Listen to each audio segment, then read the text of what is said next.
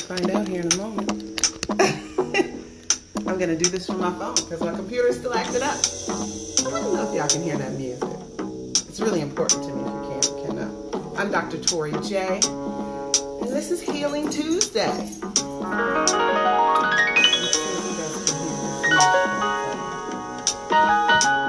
on, if you can hear the music, let me know. Give me a thumbs up if you can hear the music. You had a lot of crooks trying to steal your heart. Never really had luck, couldn't ever figure out how to love. How to love. Shay, can you hear that music? You had a lot of moments that didn't last forever. Now you're all grown up, trying to put it together. How to love. How to love. When you were just a young girl, your looks were so precious. Now you're grown up, so fly is like a blessing. But you can't have a man look at you for 5 seconds without you feeling insecure.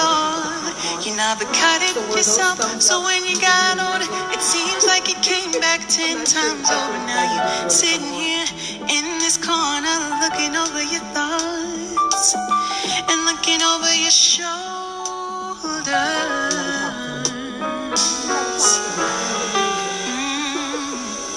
You had a lot of crooks trying to steal your heart.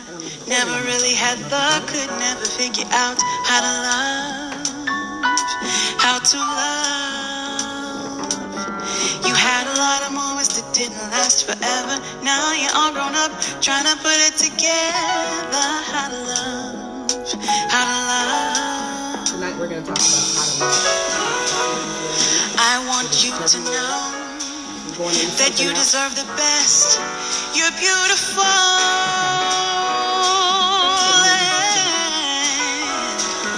I want you to know you're far from the usual.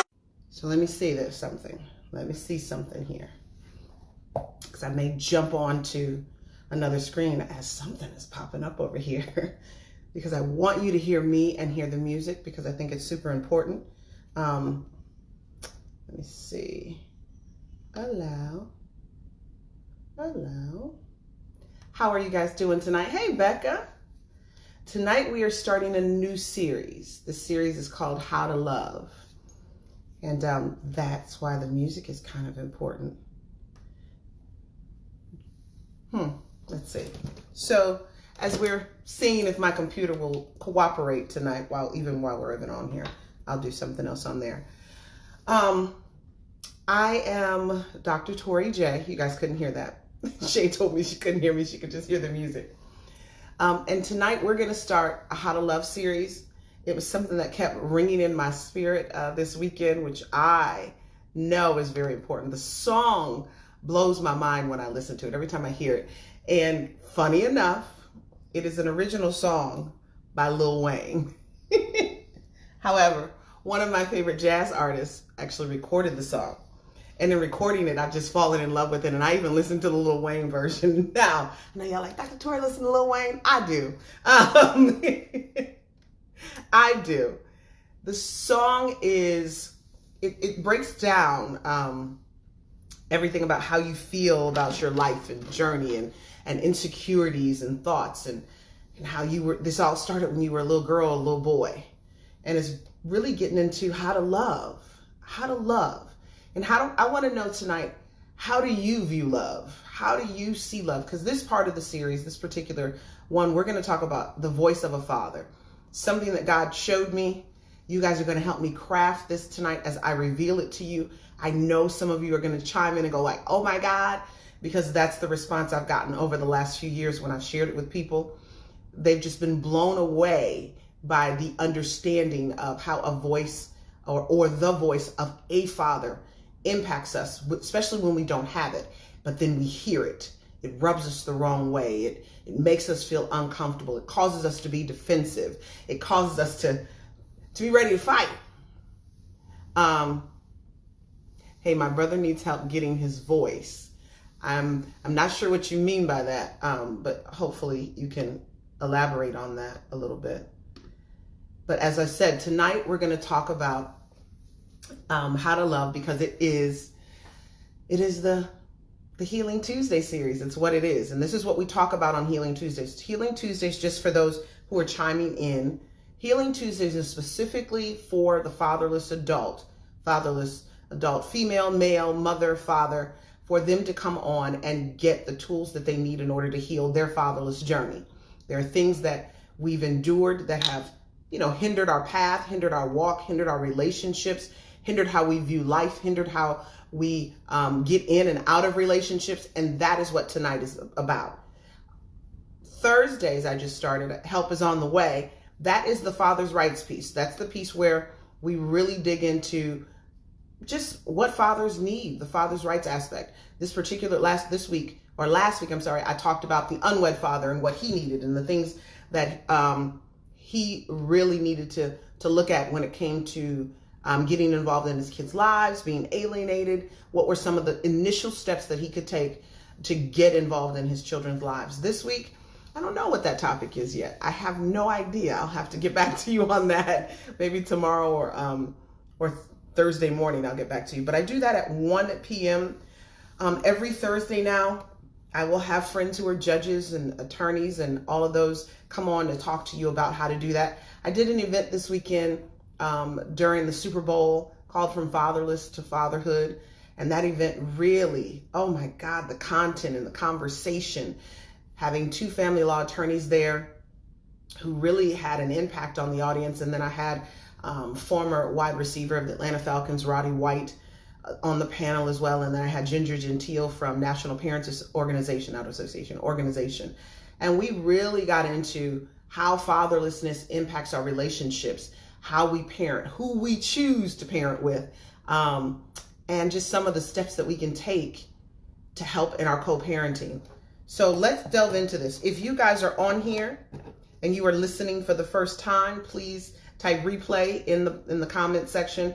And for those of you who have friends, or you don't know if they need it or not, I'm not even gonna say you have friends that you know who need it. Just share. Come in here and let's have a conversation and share it with your friends and family. This is an important conversation because I know how much it changed my life, and it causes me to pause when I'm even talking to my husband.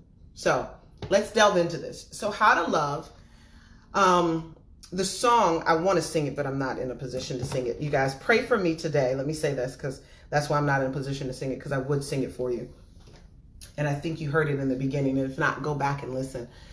Today, my mother's baby sister, my aunt, passed. And so it's been an interesting day. I knew it was coming. She'd been in the hospital for quite some time. But it was when it happened, it just kind of, it's going to happen, but you don't know when. And today it happened this afternoon, and I didn't know if I was going to do this live tonight. I didn't know. But tonight I decided to jump on. This is part of my therapy as well, as getting on and sharing with you. So as we get into How to Love series, I want to tell you that we're going to talk about love. We're going to talk about listening. We're going to talk about protecting and staying. And then tonight I'm going to jump to, thank you, Nydia. I'm going to jump to guides, because that's the part that the voice of the Father plays in our lives and we don't understand it. Thank you, Becca. It's how someone has lived a very challenging life, very challenging, and so you're like, hopefully they will find peace on whatever's next. Hopefully that part of the journey will be an easier leg for them, whatever that looks like. I don't know the answer to that. And that's where I'm at with her. I pray that she finds peace. I'm going to go home and I'm going to sing at her memorial, and we'll go from there. So the song How to Love, I know your pain, love. I'm here. Yes, thank you, Shay. It's a different pain. It is. It's a different pain because how I view death is different. And I view it in a way where when people are older, I'm like, they lived a great life, or they lived a long life, or whatever that is. I'm praying that this is, like I said, there's a better journey. There's a better leg. And I won't get into her business, although I feel like I could say something about it that would connect to this tonight. I'm not going to do that. Family members might be mad. So the song that I was listening to, it's Christy Dachel's version of the Lil Wayne song, How to Love. And if you can go back and listen to it for those who were just coming on. But she says, you had a lot of crooks try to steal your heart, and you never knew how to figure out how to love. That's the first line that she has, or he has, because it's really the chorus in his song, and she just jazzes it up in a way that I'm like, oh my God, this song is so good. And I just kept hearing it. You had a lot of moments that didn't last forever. Now you're all grown up trying to put it together. That's how she says that, or he says that. So I want you guys during the week. She said, I actually I do too, Nitty. I've been listening, like I said before you jumped on. Yes, Dr. Torri listens to Lil Wayne. And it's an amazing song for you to kind of look at your own life. Use it as a lens to look at your own life. It's her name is Christy Dashell. It's DASHIELL. So yeah, Christy Dashell. And she jazzes it up. If I hadn't been like crying all day, sleeping, I would definitely sing it for you. Maybe I'm gonna sing it for you next week. Plan on that. That's how I'm gonna open up this series. I'm gonna sing that song in the beginning versus playing it. But yeah, the song is like, it's everything that we have. And Nydia, if you know the Lil Wayne version, right? So if you know the Lil Wayne version, he's got this girl in the she's in the hospital, and I guess she's getting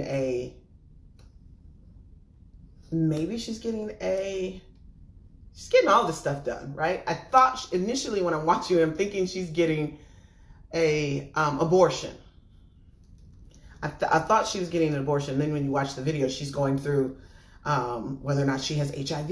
Then she's going through all these different moments. Hold on, I'm trying to find the lyrics. I can't find them now, but I know the lyrics. But nonetheless, she's going through all these issues, and eventually it says you're pregnant at the end, and I'm like, okay, I'm confused, thoroughly confused. But it shows her throughout the journey in the video. She's prostituting. She's looking for love in all the wrong places. She's doing all these things, and it's an incredible song, you guys. And I say that because we've all felt that way. We've all felt like crooks have tried to steal our heart. We never knew really how to deal with it. Never knew how to navigate it because no one ever taught us to. No one ever showed us that route. No one ever, I'm sorry, I'm looking at the words on Lil Wayne's, and it's a little bit different. They sing it just a little bit different. Had a lot of crooks try to steal your heart. That's male or female. And I know we try to make that a female, issue because we're like, oh, well, I'm a woman and he cheated on me and he manipulated me and he deceived me. But women do the same thing and men find themselves very hurt. And we tend to recover in a different way than men recover. And then it says you really had luck. You never really had luck, but you never figure it out how to love. And that is where I hear a lot of you in my inbox, and even listening to my spirit this week, we have trouble understanding how to love and also understanding how to receive love. And one of the reasons we have those issues is because we didn't have a father. Because we didn't have a father show us what love looked like when it came to the opposite sex. We know what our mothers look like when it comes to love, right? And some of us, that's not a good thing, right? Some of us, how our mothers showed us love is negative. It's not a positive thing. That, for me, as a young girl growing up, my mother showed me what love looked like. As an older person, and we've talked about this on Toxic Moms, many of us had it after we were adults. But growing up, I had love, and I knew what it looked like. At least I thought I did. Sometimes love looks like spoiling you rotten and giving you everything you want. And so when you get into a relationship, you think that's what relationships or the guy or the female are supposed to do. I don't necessarily like men who are raised by their single mothers all the time, especially when you're dealing with them, as a client, or you're dealing with them in a dating situation. I've heard my girlfriends have these conversations. They saw their mother be Superwoman, and so they think you're going to swoop in and be Superwoman too. And that's not how that was, or that's not how that's supposed to be. It's supposed to be a situation where you share responsibility. You have a partnership. But when you grow up as a male and you watch your mother do everything, she cooked, cleans, she go to work, she does all this stuff, and she takes care of you. And you think that's how it's supposed to be. That's called dysfunction. And your mother did it because she had to, not because she wanted to. That's the difference. And so when you find yourself in a marital situation, and then you're trying to impose all of that you learned in your single parent home onto your wife, into your marriage, in your relationships, women are like, I'm not having that. Yeah, it should be. Yeah, it should. Yeah. And that's the part where I think we have to understand what love looks like, especially when we come from these single parent homes. Love doesn't look like how our homes presented it sometimes, majority of the time. So when you are navigating this as an adult, it is challenging. It gives you all these things that you're like, wait a minute, this is not what it's supposed to, this isn't what I grew up with. And so now you have to go back and say, something was wrong about how I was raised. Something was wrong about how I was taught. And that takes humility. That's a humbling moment to say, my mother didn't know it all. That's a humbling moment to say, my mother didn't figure it all out. Because my mother might have had her own fatherless issue, her own fatherless journey that she didn't heal from. And that's who many of you are who are on here. Your fatherless mothers and fatherless fathers who are navigating co-parenting situations, or you're just fatherless sons and daughters who are now trying to navigate relationships, and you're falling into this really hard place, this complicated place, this place of, I don't know what I'm doing, or I think I know what I'm doing, but then this person is telling me that I don't know what I'm doing. And how my mind's telling me no. Yeah, your mind should continue to tell you no, Chris, because your body is telling you what? Yeah, I don't know if R. Kelly is okay on this situation, but anyway, I knew things were so wrong even when I was a child. We sense it, but then we duplicate it or replicate it in our relationships and go, oh, that's not going to work. As I'm talking tonight about how to love, I want to jump into a voice of a father. And I'm going to share this story with you because I think it's important to share this part of the journey. So a few years back, my husband and I had gone to, right, Nydia, R. Kelly reference. I thought R. Kelly was being muted, and especially that version, but anyway.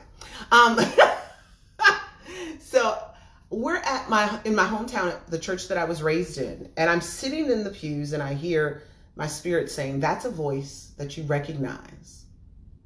That's a voice, a male voice that led you, that guided you, that pointed you in the right direction.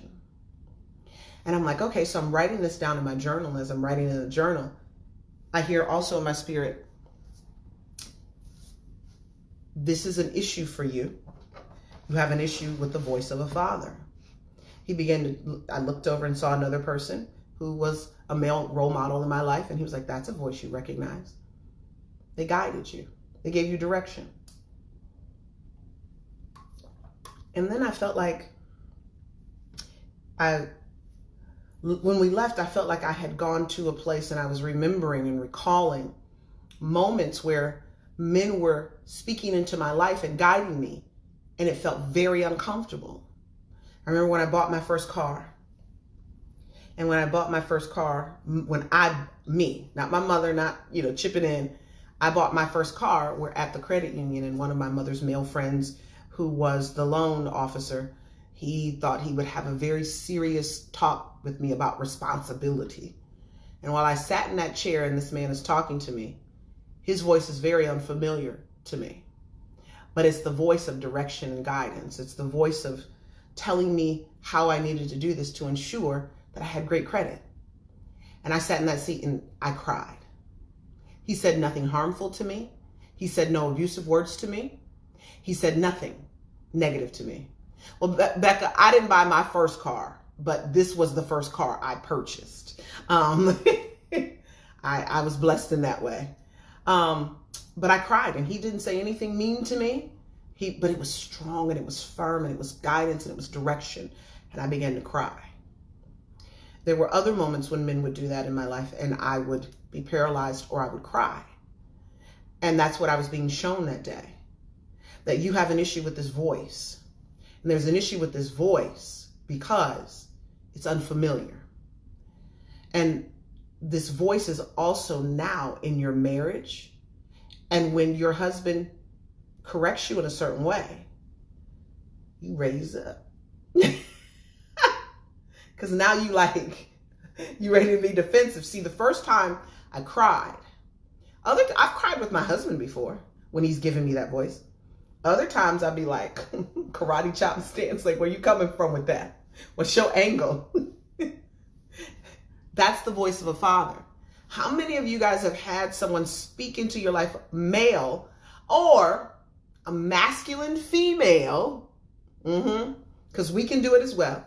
My husband and I have that talk as well, where when they speak guidance and direction, not discipline, not love in that sense, but when they give you guidance and direction, the hair on the back of your neck stand up in a way that you're ready to fight, or you're ready to cry, or it's very uncomfortable. I close down when people try to correct me in that specific voice. Come on, Shay. Come on, Shay. I know y'all gonna help me tonight. This is a conversation that I haven't crafted. I've had it in my head for years. And you guys are the first ones I'm saying it to out loud and putting it on social media like this. My husband and I talked about it that same day. And I told him what I heard. And he said, you know what? I think I have the same thing when it comes to you. That's why I said it can be male or female. It depends on, Chris said you. Yep, because I do give it to you. Chris, you telling your business. Chris is one of my clients, y'all, and I give him the business. See, y'all think I'm easy on dads. Y'all think I'll be like, oh, whatever you want, your children, you say everything. I'm going to just give you whatever you want for your kids. Chris will tell you, I don't play them games. I will correct a daddy. I will point him in the right direction. I will tell him that he's wrong. I'm here to help him. And help doesn't always look like we want help to look. Shut your mouth when you're talking to me. No, oh, see how you said that? Yep. Look, Freudian slip. I don't cuss at my clients. However, I do get very stern and firm with them. But Shay, you said that right there. Shay said, I used to get very angry. And yes, fight was my first response. It's fight or flight, y'all. When you hear the voice of a father, yeah, masculine, female, Steve, welcome to the conversation. Yeah, we grow up in these I did not make you cry. We grew up in these single parent homes, and our mother has taken on the form of what? Superhero, which superhero is mother and father. She's male and female. She's taken it all on. Then she raises effeminate males and masculine females. And when she does that, when you have that voice and when we come that way, that is challenging. Shay says, and my mother she raises her voice in the slightest bit, and I'm still ready to fight. Anyone else, just close down and wait before I respond. Yeah, that's that dysfunctional mother-daughter relationship, but yeah, look, the closing down moment. When I'm closing down, guess what I do? I can close down and shut you off. I can cry, and then I'm ready to fight. Nydia, not being used to having a man in my life, a father, showing me the way or speaking to me in a certain way makes me extremely confrontational when a man I'm dating tries to guide me and speak in love. Yes, but I don't know that voice. Shay, this is what I'm talking, or Nydia, this is what I'm talking to you about tonight. This is exactly what I'm talking to you. And Shay, I see you said yours was a super villain. This is exactly where I'm at. Where Nydia and Shay have exposed the voice of the father puts you in fight or flight mode. And it's more, and the flight is, I may be present with you, but I'm shut down. I may be present, but I'm crying. I may be present, but how you speak to me. And it's not abrasive. It's not yelling at you. It's not. This voice is all about guidance. And the issue with guidance is this. When someone who is a father figure or brings a fatherly voice into our lives with the intention of guiding us, we have to understand that it's all about direction and a push in the right path, on the right path. The other part is this. When they speak it, you have to trust that they mean it that way, that they mean it out of love, that they mean it out of a place of compassion, that they mean it out of a place of hope and healing and to get you in the right direction. This is not a spiritual talk tonight. This is not about God the Father. I'm not saying that. But what I am going to say to you is many of us have an issue with our relationship, even with God the Father, when he steps in this way. When he steps in and speaks to you and directs you, because you have to be able to trust what you're hearing. You have to be able to know what you're hearing and recognize it that way. I now, after I've heard this in my spirit and I understand what I'm being told, I have decided that when I hear that voice or when I feel like that thing is raising up, I pause, like Shay said, and I question, is that a real moment where I need to feel what I'm feeling? Or is that the voice of the Father rubbing me the wrong way? Many of you need to pause. Becca said, same. Even the sound of my mother's voice makes me shut down. Steve says, a female woman has the power to speak with authority and retain her femininity all at the same time. She should, but it doesn't always work that way. It doesn't always work that way. She should. That's where she should stay, right? Power and authority is different than stepping into I'm mother and father. The power that, and not only that, it's different when you raise your girls to be effeminate. It's different when you raise your boys to be effeminate and your girls to be masculine in that way. Shay, mine lives with me. Trust me, I have had to learn to breathe or I'll hurt her, which is never my intention. My husband is the only man I can handle raising his voice to me in any manner. Anyone else, is not without warning from me. Okay. And I'm not even referring to a raised voice. It's not even a raised voice. It goes back to what Nydia said. When someone tries to guide and direct you in love, how do you know? Like, it goes back to how to love. Love guides and directs. Love challenges you. Love says, that direction that you're headed in, I don't know if that's the proper direction. That direction that you're headed in, I'm not really sure if that's the right way for you to go. And they may not say it that way, because dads don't say it that way. A father's voice doesn't always say it that way. Sometimes a father's voice tells you what to do. I know a lot of times when I'm in my prayer time and I'm being challenged, or I'm being guided and directed, it comes in a form of a question. And it's a rhetorical question many times. And some of us hate that. I know people who hate that. I know people who go, do you know the answer? You know the answer already, right?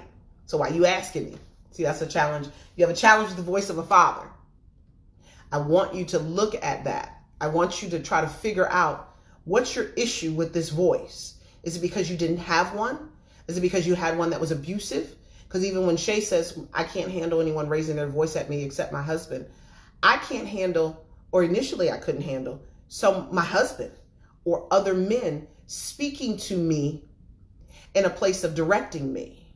Because I was only used to my mother doing that. I was only used to, like Steve said, my mother speaking in that power and authority, and I would do it. That wasn't an issue for me growing up. My mother would say it, I would do it. I believed it, I trusted it. I had no questions about it. But when a man speaks it, my issue is I don't trust it. I don't trust your voice.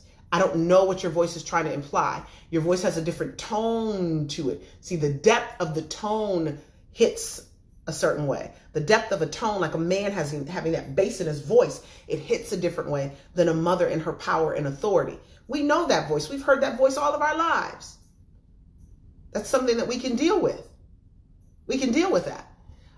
Sorry, I'm on my phone, so I got to sit up and see. She said, I mean in any manner, even if, say, my uncle tries to help me with a situation, the tone or the underlining to what he may be saying will set me up. See, I said that before I even read that. I've learned help from others is a trigger for me. Oh, here we go. Because I never had, okay, I'm done. This is why I came on here to have this conversation, in spite of what I'm going through, because y'all helping me tonight. It's the help moment. It's the help moment. This person is helping you, guiding you, directing you. And you think you know what you're doing, knowing that you don't know what you're doing. But because of the tone, the bass, see, men have a deeper voice for a purpose and a meaning. I remember my pastor, one of the ones that I told you early on. And let me reiterate right now. I'm Dr. Torri J. We are talking about how to love. We are in the How to Love series. And tonight we're talking about the voice of a father. If you are jumping in right now, hit replay. If you're checking in, I want you to chime in and just let me know you're here. And as we talked about early on, I've had men in my life who have directed me, who've spoken to me in a certain way, and it causes me to cry. They didn't say anything wrong. They didn't say anything harmful. They were trying to give me help, wisdom, guidance, direction. But when we're fatherless and you don't have that voice of a father, that tends to put you in a fight or flight mode, and you ready to fight them. You're ready to cry. You're ready to shut down, whatever that is. And I want to deal with right here where Shay is. She said the tone or the underlining tone to what he may be saying will set me off. Shay, what does setting you off look like? Because she said, I've learned help from others is a trigger for me because I never had help before. Some of us not only never had help before, some of us were taught, don't rely on people for help. Some of us were taught that. If you rely on people for help, they're always going to let you down. And I tend to lean on that sometimes when I'm doing the work that I do, because I've been let down a little bit too much. And I tend to be a micromanager, not for everyone, but for myself or certain people I don't know. I'm like, I don't know how you're going to work. I know what your resume said. But I've had too many people have issues starting out. So I kind of micromanage them enough to get them on the right track. But this help moment, oh, fatherless individuals, you fatherless by loves. There is an issue when someone wants to help us. There is an issue where we don't see how love helps, how love guides, how love directs. We don't see it. And so then we're ready to fight the hand that's trying to feed us. We're ready to fight the help that's coming our way. That's a problem. That's a problem. And I'm going to stay right there, but I want to see what Chris is saying here. He says, if a daughter grows up fatherless, does she reject father's figures later on in relationships? Yes. Yes. Yeah. She'll only let you in so far. I struggle to accept help. It took me 2 years to let my therapist hold a door or pick something up for me. Okay, y'all lead me. I got to write this down. So the voice of a father leads us to help. And that's something I hadn't seen yet. The voice of a father leads us to help. And it leads us to help where we don't recognize that we're so broken we can't even accept the help. And that's not just female. That's male as well. And our daughter is the same in that way. I tell her to go clean her room and she ignores me. But if her father says it, boom, she is in there cleaning and the whole house with it. Yeah, because the dad's voice is different. I want to go back to when we were talking about the tone. I remember the pastor that one of the voices that I recognized that was, he would speak into our lives from the pulpit. And then there were times when we'd have conversations. And recognizing his voice, there was a time when his daughters came to Atlanta and went to Clark Atlanta University. And of course, they called me and I helped out a little bit as they were getting acclimated to the city. But having a talk with him and sharing with him what I was doing, and I was starting this at that point. I was just starting this. He shared with me how the voice of a father and the voice of a mother is different. There's a reason a voice of a mother has a higher pitch than the voice of a father. The voice of a mother is nurturing. It's supposed to be soft. It's supposed to be caring. It's compassionate. And the voice of a dad or a father has that same compassion. It has the ability to nurture. But the purpose of that voice is to cut. He did it just like this. He said, it's to cut you from all foolishness. It goes into what Shay is saying. Her daughter will ignore her. But as soon as her father shows up with that bass, that tone, that thing in his throat, it shifts the child into doing what's right. And when you don't have that growing up, you don't know where the shift to doing what's right is. You can ignore whoever's in your life. You can ignore what your mother is saying, although she's walking in power and authority. You can ignore what's being spoken from a father figure in some sense if you don't trust him and you're still growing up fatherless. And especially when your father comes back, it felt like I was in a sauna when I would be in the room with my dad. He may not say a word. We may be sitting there watching TV. But because of his presence, there's a presence that fathers carry with them. And when they speak, it's a whole nother thing. And we have to be aware of that. I used to feel like my skin was just like, what am I doing? I'm so uncomfortable. Didn't feel like fighting him, but I definitely felt like getting out of there. I was like, girl, you got to get out of here. You got to call your mama and get out of here. And that's exactly what I would do. I've shared that with you guys before. Shay says, for me, I start to feel anxious. I feel like I'm being belittled. Ooh! So when anyone tries to help me or show me a way, I can't breathe in that moment, which causes the anger and rage. It's where I have had to learn to breathe and listen. This is why, Shay, I love it when all of you are on here, because your insight, your levels of growth and healing, and the different levels everyone's on, you're able to be transparent and candid. And I love the fact that all of you trust this space enough to share this part of who you are. That is such a powerful statement. We all have felt anxious in that moment. And then when this person is talking to you in that tone and you said you feel belittled, and I got help written down here, and I got belittled. That's a thing. That's a real thing. My husband and I have had that conversation multiple times. When I'm speaking to him, he feels like I'm belittling him. And I'm not trying to, so I have to find, and you've got to find different ways to get in. Don't rely on your father for help. He didn't want to be there. Whoo! He was never there, and he will never be there to help you. That's pretty much how I grew up. And unfortunately, the voice I did hear from my father, most times everything I did was wrong and not good enough. Nydia, girlfriend, that's another message. That when you have your mother on one side saying, he won't be there, don't rely on him, he's irresponsible, he doesn't know what he's doing, he ain't never gonna be no dad to you, he abandoned you, he left you. So then how do you see love?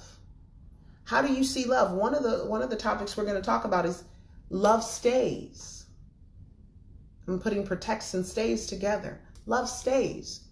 So now I have a father who didn't stay, and my mother is reiterating the fact that he didn't stay and why he didn't stay. And why? And then when I'm connected to him, nothing I do is pleasing to him. Everything I do is wrong and not good enough. I can hear you on that. And I'm listening, because that may be the voice sometimes that I put out. Everything's wrong. Nothing's good enough. Everything's off, right? Sometimes you can get to that place too, where you take it to the other side. Help equaled an ulterior motive. I've suffered from accepting it. Oh my God. What you talking about, Torri? A voice of a father. I'm reading what these ladies are saying. I'm reading exactly what these ladies are saying, because this is something different.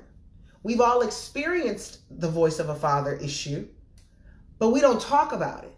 We don't recognize what it really means and how it really is impacting our day-to-day, our relationships, our walk with our husbands, our walk with our children. We don't recognize it in that sense. We can, and I love the fact that we can talk about it on here, but tell me, put a 1 in the box if you've ever talked about this in this sense, as a voice of a father is what's rubbing me the wrong way. Put a 1 in the box if you've discussed this with someone else. Put a 2 in the box if you've never discussed it, you kind of kept it to yourself, and tonight's the first night or first time you're sharing it. Put a 1 in the box if you share this with other people. Put a 2 in the box if you've never discussed it like this before. I was taught those who help always have an ulterior motive. Yeah. But over time, I have to give some hope and faith that not everyone was that way. It's hard to know. Ooh, that's why I'm always looking for perfection, even though I know there is no such thing. Y'all dropping the mic on this thing tonight. I knew you guys would help me through this, simply because I know we've experienced it.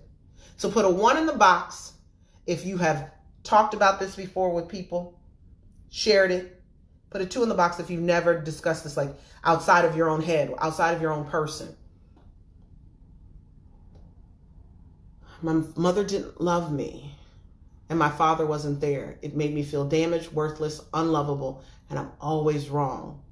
I'm learning how to be comfortable in my own skin. Becca, and being comfortable in your own skin with a husband that you have that chimes in and comes on as well, who's learning just like you're learning. The fact that you're understanding that those things damaged you, those things caused you to feel, even the words that you have, to feel the way that you do. is super powerful to be able to say that. I'm learning to be comfortable in my own skin. What I'm learning right now is to be comfortable with my full voice, all of my voice, all of it, not just parts of it, not just that, oh, I won't say it too loud. Not that girl. I'm learning to be comfortable in full voice. When you sing, they say sing in full voice, right? Not your head voice. Woo, that's a message too. That's a message right there too. I'm going to write that down. I might have to talk about that one day. Singing in your full voice and not your head voice, because your head voice has a way of distorting the sound. I think I'm getting a message as I'm talking about this. Yeah, the head voice distorts the sound. And so when you're saying you're becoming comfortable in your own skin, there's some things that have happened that have distorted how you move and who you are in this world and how you show up. And that's what you're focused on. And I'm super proud of you for that. I'm super proud of you. I just said the same thing today. No matter how much perfection we try to find, it's never going to be achievable, because one's perfection is another one's failure. Whew. Y'all still ain't put a 1 in the box. I don't know if y'all have ever discussed this or not. Maybe the father is harder on the child because he has had to prove he can parent his child. Jane, that's a message. And I don't even want to say, I know some of these individuals are talking about a dad being harder, but the voice of a father has nothing to do with him even being hard. It just has to do with him just guiding and directing, just doing what dads do. So if there's a moment when a dad is harder, kind of like what Nydia said, disappointed in everything she does, there's looking for perfection, not good enough. I think in ways, if I'm thinking about conversations that we've had on here, in ways the child is trying to prove that they're worthy of the father in a different way. If I'm saying that right. When I think about conversations that Nidhi has put on here and Shay has talked about, and especially Becca, there are times when with the significant other that you're trying to prove that you're good enough for a father, that you're good enough even not only for a father, but for a mate. And so when you say, Jane, that maybe the father is harder on the child because he had to prove that he can parent his child, I totally understand that, especially from an alienated parent's perspective. But from the fatherless child's perspective, which we're delving deeply into tonight, maybe they didn't feel like they were worthy of a father and worthy of a father's love. So they tried to be perfect and do all these different things, and then to be hit over the head and say, that's wrong, that's this. And Nydia, I know a little bit, and, I'm not going to single you out, but I'm talking to you in this regard because others have had this inbox with me as well. Maybe you showing up, trying to prove that you knew everything, how he went about sharing with you the voice of a father was incorrect, but he was trying to guide you. And I don't know the answer to that. That may not be your situation, but that's some of us, because we see it as, oh, they're telling me I'm wrong. They're telling me I'm not good enough, when how our mothers lead and guide is totally different how our fathers lead and guide. And if he did it in a harsh way, that's not what we're saying it's okay. But what we're saying is maybe, and I'm processing this as I'm saying it, maybe because when a father shows up, we're desperate, we're thirsty, we're craving that attention. So we show everything we know how to do so that he can approve of us. He can validate us. And then when he didn't like how you showed up, he corrected it in a way that was hurtful. That was hurtful. I want to see something here. I talk about these things all the time. I deal with so many parents and children. Bio and Steps go through this so much. It's truly heartbreaking. And grown up adults always proving their worth to everyone outside of them. Yeah, see, that's what I'm feeling as I'm sharing this, that maybe when dads do finally show up, we want their approval so badly, we show up and try to be perfect. And if they say something that's contrary to that, or feel like there's a different way, because everybody has a different upbringing, everybody has a different way of doing it, it becomes the voice of the father, and then we don't feel we're good enough. That was me. I tried to be perfect. I thought it was how love was given. Perfection is not about love. Perfection is about acceptance and accepting flaws unconditionally. Now, I'm not talking about you stay with somebody who's beating you up, or you stay with somebody who's on drugs, or you stay with somebody, who's abusive, all those things. That's not what we're talking about. But what we're talking about is when we show up and we expect perfection, we don't understand that love isn't perfect. Love doesn't have to look like perfection. Love is unconditional. And that's what we'll talk about when we get into the love series, or get into the love section of this series. I can say, as a child who was denied her father, I thought I didn't deserve him, even though I had an adoptive father. It was an adopted father. It was the thought that my bio dad didn't want me, therefore I was not worthy of him. Let me see, and not worthy of him. And so then when he shows up, we're doing all this other stuff, trying to prove that we deserve him, and not allowing him to prove who he is to us. Let's go there. So that's why we have issues in our relationships. We have issues in our relationships because we're so busy trying to prove that we deserve them versus allowing them to prove that they deserve us. Can I get some hearts and some snaps on that one? The reason you're struggling even in your relationships is just like with your father. You're trying to prove to them that you're deserving, that you're worthy of them, versus allowing them to prove that to you. So that thing gets switched. That thing gets flipped around. And then you're in a dysfunctional relationship. Thank you for my snaps, Nitty. Thank you. Yeah. That just flowed down.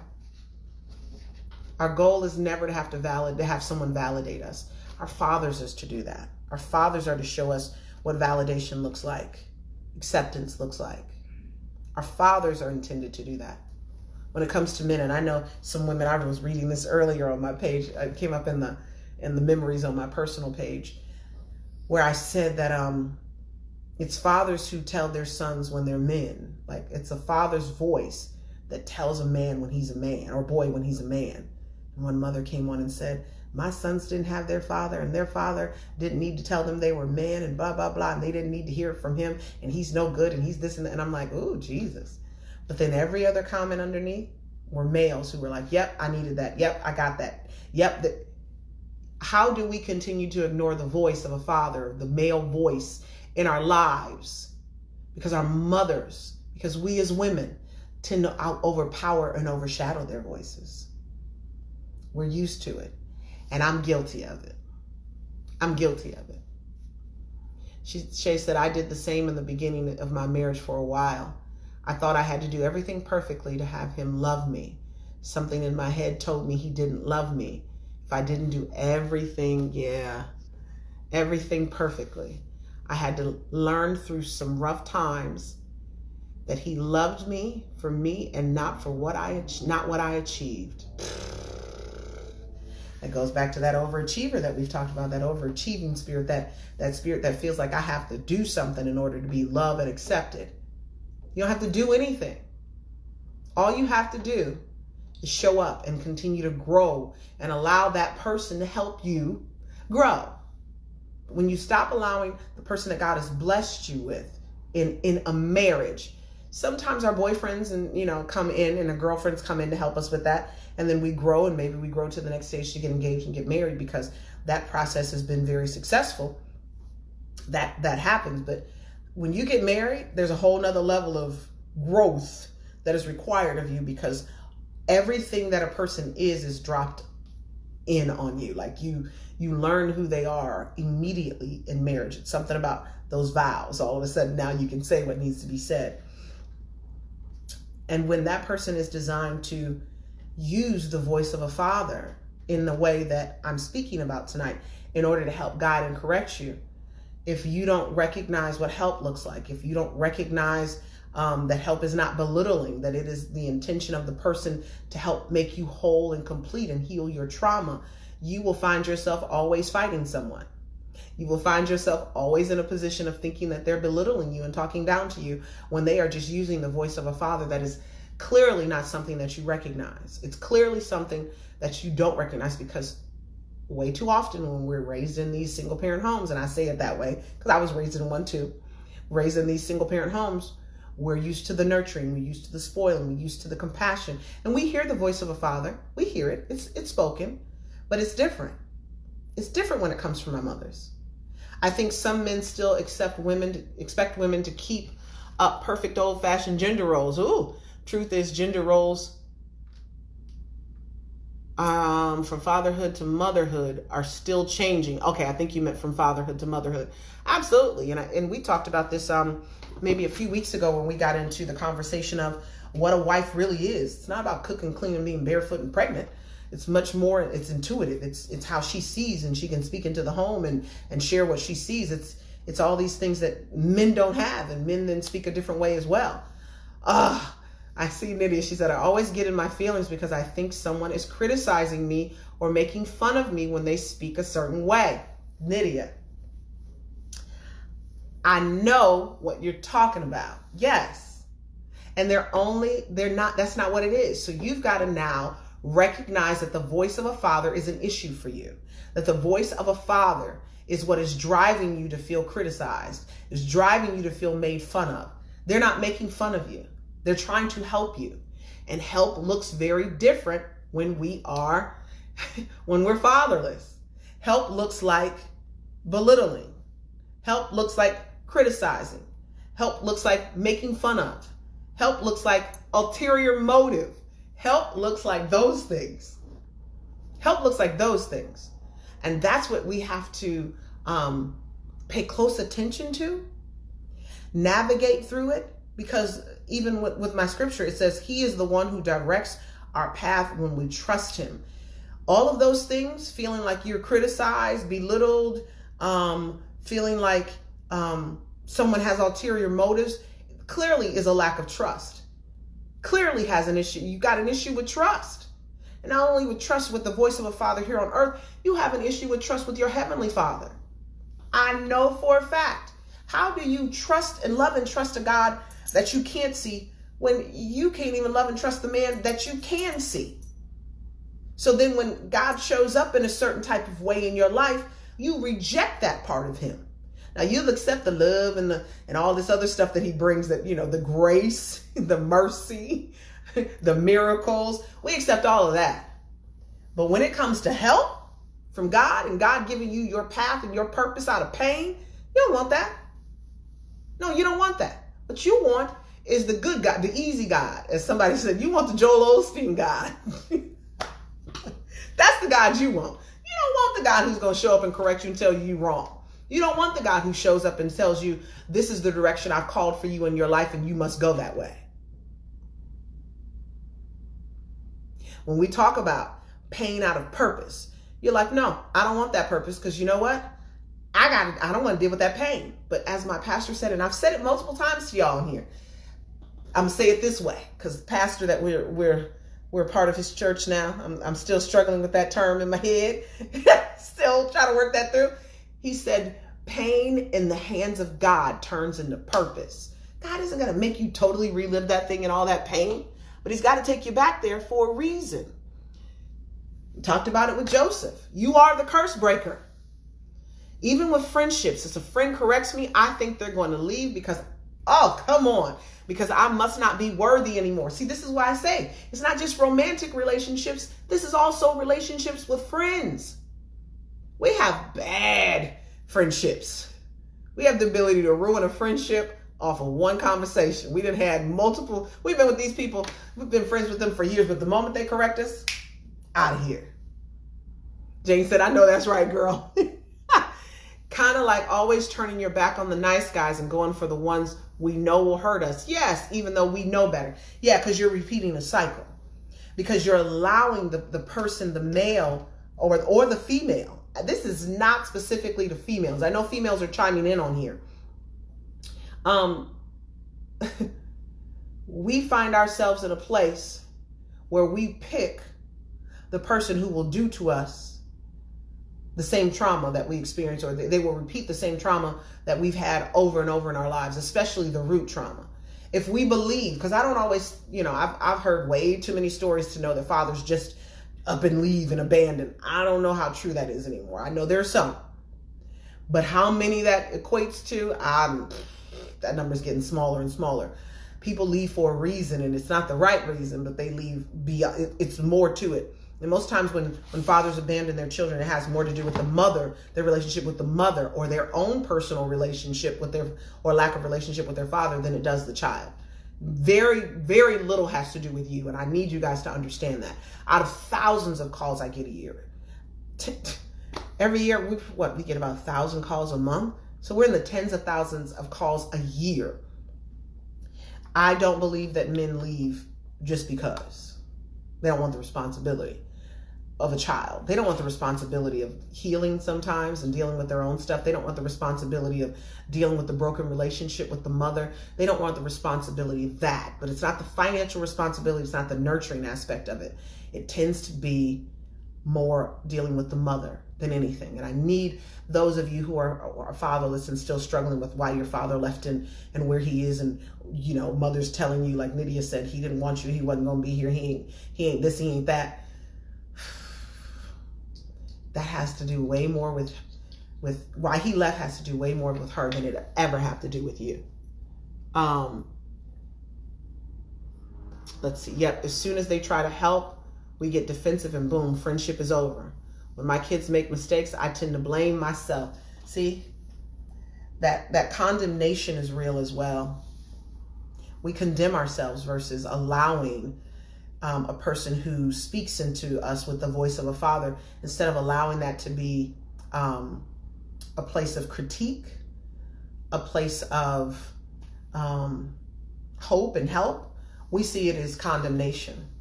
And it goes to show you that that place right there is a voice of a father. I think for many, we blame ourselves for all the things that go wrong.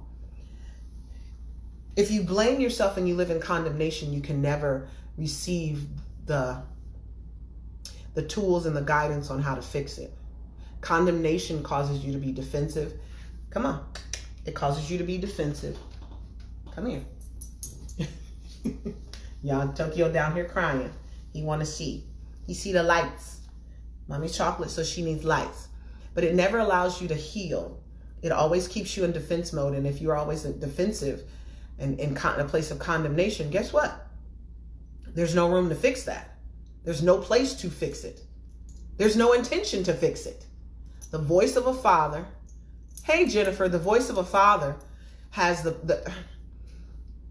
is there to help you fix it, give you tools, and provide you the help that you need. But if you continue to reject it, which is what condemnation does. As soon as I feel like you're condemning me, or I begin to condemn myself, there's a wall and nothing can penetrate that. Help can't penetrate that. Guidance can't penetrate that. Correction can't penetrate that. It can't penetrate that. I've come to the realization recently. I had that convo with my mother. And when she started telling me about the things my father did to her before I was born and while she was pregnant, and I had to, whoops, okay, I'm sorry. I did it wrong. Before I was born, I had to let her know I knew that story like the back of my hand, and I didn't want to hear it anymore. Yeah. Because she's telling it from her perspective and dumping all of that onto you. And when she's dumping all of that onto you, you don't have the ability or opportunity to get to know him anymore. Because when he shows up, you're defensive. When he shows up, you're also tap dancing, trying to prove that you're worthy, but you're also on guard. You don't trust this man. So it's odd how we respond to our fathers. Because you've heard this story a million times, Nydia. So why do you keep showing up and going back, trying to prove to him that you're worthy of the relationship, when he should be proving to you what it really is? Jane said, no condemnation in Christ. There isn't. But it doesn't mean that people, unfortunately, Jane, don't put themselves in that place of condemnation. We do it. We condemn ourselves when someone critiques us versus allowing the critique to help heal us and to guide us in the right direction.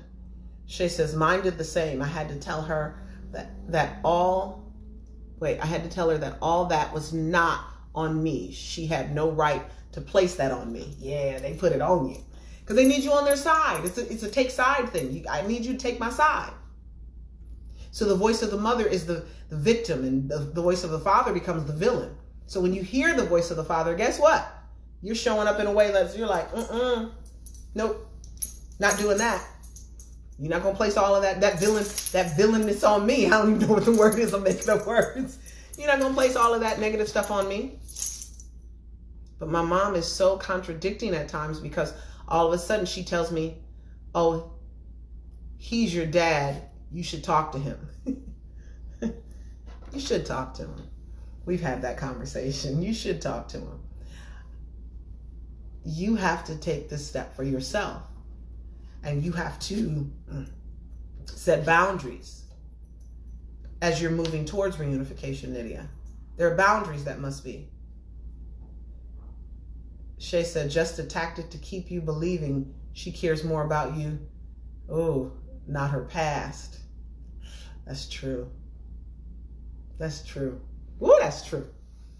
Our mothers need us for us to care more about them than we do our fathers and the journey and what they went through. But I want to let you guys know that even that voice of a father, I want to make sure I'm not going over time. Oh, I'm just there. Even with the voice of a father in your lives, there's a positive piece to it.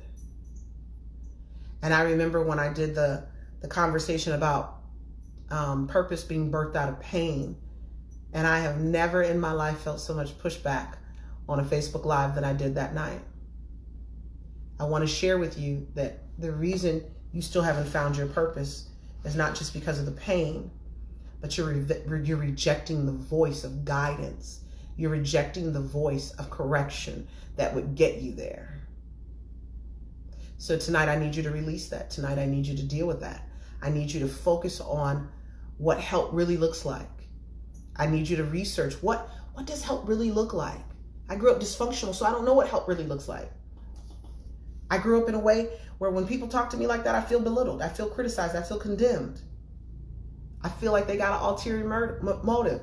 What's that show? Like, what's your angle? Remember that? That's a 1990s movie. What's your angle? We're always looking for somebody's angle.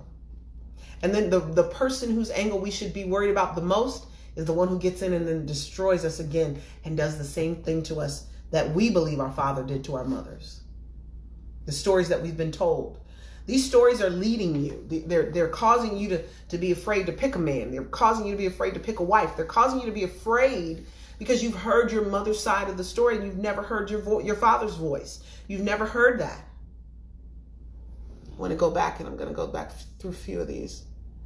I do believe what Torri said, though we need to look past what our mothers say. We need to find our own path to who our fathers are. Actually, absolutely. You have to look beyond that, because that's their relationship with him. It's like when people try to come to tell you, oh, girl, don't mess with that person, don't talk to them. You need to find out who that person is for yourself, not allowing other people to tell you who they are. And it's the same thing with your father. I didn't realize so much of these things that had happened to me too. Why doesn't anyone talk more about toxic mothers? Okay, Jane, you got to go back through, because we've done that. We did part 1 and part 2, and it was crazy, because that's why we did a part 2. So you guys, I don't know when we did toxic mothers, but it was a couple of months ago, Jane. So you got to go back through, because we did. And that conversation blew up so much we had to do part 2. Oh, I see Nydia says she says we've had that convo here too. She had 2 parts. I really did, because more and more are talking about toxic mothers, but it is still hard for society to believe that a mother could be toxic. Come on. That's the truth. Causing you to be afraid of everything. Yes, Nydia, what I was talking about a moment ago. We have to remember our journey is ours and not our moms and dads. Yeah, that's why if y'all see sometimes, it's not just me. There's someone who moderates my page from time to time, because I can't always hold myself together. But the moment moms and dads come on here and try to always force their side of the story, their conversation in the story, like if we're doing Healing Tuesdays and they come on and try to say, well, what about alienated parents? Not tonight. That's why I gave y'all a special day on Thursday. Alienated parenting. One person, I do Monday prayers, and one person says in my advertisement for prayers for the fatherless, they said, make sure you only talk about children who are really fatherless and not fathers are forced out. And I was like, let me tell you something. That's an aspect of fatherlessness. I don't know why parents tend to try to force their narrative, but this page is here to talk about the child, whether you're an adult child or fatherless adult child, or you're a father or you're a young child. If you come on here and you hear something and it's age appropriate, listen, learn, figure out where you fit into that box, even in your teenage years. But this, I'm always going to give you the heart of the fatherless child, because way too often our parents are trying to get us to see their side of it. And that's all you've heard your entire life. What about my side of it? What about how I feel about it? Children don't know their fathers are alienated on the other side of this. They're 20, 30, 40 years old and had no idea their father was forced out through a court order or through whatever it is. And then they don't know that maybe the court order was bogus. Maybe mama did say he didn't pay child support, girl, and he didn't do this. I hate when mothers tell children that their father doesn't pay child support. I hate it. Because that ain't their business. And I mean it. It's not their business. You're trying to get a child to take your side. And you don't need a child to take your side. That child loves both of you no matter what it is you do. You need mamas who are fatherless daughters and fatherless mothers on here. Stop telling your babies the side of the story. As you can read, these women are telling you they didn't want to hear none of that. They didn't want to they don't want to hear none of your stuff. They want to get to know you and the other parent for themselves so that they can make their own decision. That's what it is. Shay says, we deal with the same on the JAS, I think that's the JAS page. And it's weekly that I have to remind them to stick to the topic. Yeah, no matter what you want to push on another parent, it's the kids we are focused on, or the father's rights. Let me see. It's a guilt factor by those who feel we are pointing fingers at them. Oh yeah, I had to ban and block somebody this week, child. I had to ban and block her. She got upset because I quoted what Jamal Bryant said. And then she came in and talked to Ebony was on here, I think it was. I don't remember who was moderating. And I was trying to point them in the direction of what needed to be said. And she got all defensive and was like, well, why would a fatherless page be criticizing? You wanted people to point and laugh and make fun of single mothers. And I was like, you got your own narrative going on, girlfriend. But guess what that was for her? The voice of a father. The truth of the matter is the subject, I guess the quote was something like, single mothers, stop raising your sons to be your husbands. And she went left. But the truth is the reason that hit you funny is because it was a voice of a father and you probably doing it to your sons. 2 timeouts for some this past week. Oh, she gave people timeout. Yeah, no, I blocked her. I banned and blocked her. She's done. Deleted her comments. She's done. I don't, because anytime people just only come on your page for negative purpose, they're just trying to be a troll. And somebody introduced us, so I don't do it. But I want to focus back on what we were talking about because we're about to get off of here. But the voice of a father is not to belittle you. It's not to criticize you. I want you to get very familiar with it. I want you to have maybe your male friends begin to talk to you from that voice. Some of you need to have your female friends, because this is not just about relationship. Have some of your female friends give you guidance on what they see and how they see you moving. Yeah, from that voice, guidance and direction from that voice. Because as the song said, you had a lot of crooks try to steal your heart. Never knew love, so you're trying to figure out how to love. You had a lot of moments that didn't last forever. Now you're all grown up trying to put it together. And that's what we're doing. We're helping you put it together. But it's all about how to love and how to be loved. And so how do you be loved when it comes to guidance? You listen to the voice of a father. You trust that it's there to help and to heal. You trust the fact that it's there to give you information, to guide you on the proper path. And it's a trust factor. You trust that it's not there to condemn you and to be critical towards you, but it's there to give you wisdom on how to move in the next space that you should go. It says that the footsteps of a righteous man are ordered by God. There's an ordering, there's a directing that happens not only from God, but from a voice, a God voice, a fatherly voice that is directing your footsteps in your path. And I want all of you to find your purpose. I want all of you to walk fully in that, boldly, confidently. But right now, as the song says, we're here to help you put all those pieces together. So as I chime off here tonight, I want you to remember all of that. And next week in How to Love series, I think I'm going to just talk on love and what love looks like in our lives and how we've not had that kind of love before.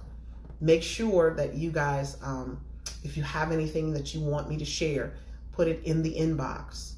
Inbox it to me. I'm always open. Some of these topics come from that. Other times when you guys don't give me anything, I'm driving to church on Sunday. I kept hearing that song and I was like, whoa, I think I'm supposed to speak on this for the next month. So give me that information. Chime in and tell me what you think about what it is I'm doing and what I'm saying. Am I hitting you where you need to be hit, or is there something more that you want from these conversations on Healing Tuesdays?